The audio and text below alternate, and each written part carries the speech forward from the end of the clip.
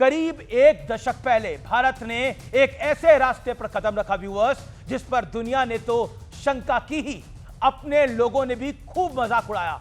चिदंबरम साहब ने मजाक उड़ाया था।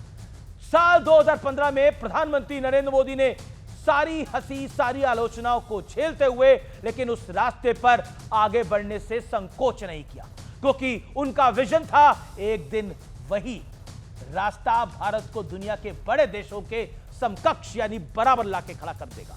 व्यूअर्स, वो रास्ता था डिजिटल इंडिया का। 2014 तक देश में डिजिटल साक्षरता बेहद कम थी, लोगों तक इंटरनेट की रीच भी सीमित थी। जो बच्चे 2014 के बाद पैदा हुए हैं उन्हें तो शायद पता भी नहीं होगा। और उस दौर में मुझे पूर्व वित्त मंत्री, कांग्रेस के बड़े कद्दावर नेता पी चिदंबरम का वो बयान याद आता है जो उन्होंने संसद में दिया था।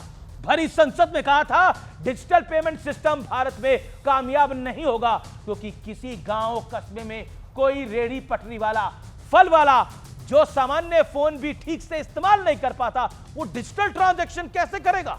आज गांव देहात की उन्हीं रेहड़ी पटरी वालों ने साबित कर दिया कि वो किसी से कम नहीं है।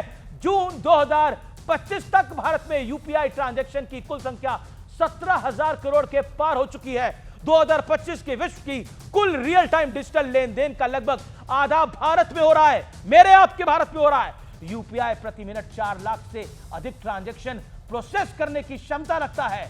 2024-2025 में यूपीआई की सालाना 100 अरब से अधिक लेन देन दर्ज किए गए हैं। खास बात यह है व्यूअर्स कि भारत में दुनिया का सबसे सस्ता इंटरनेट है।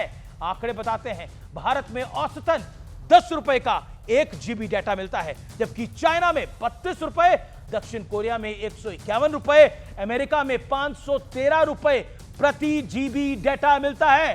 भारत में इंटरनेट यूजर्स की संख्या एक दशक में 285% यानी 285% बढ़ी है।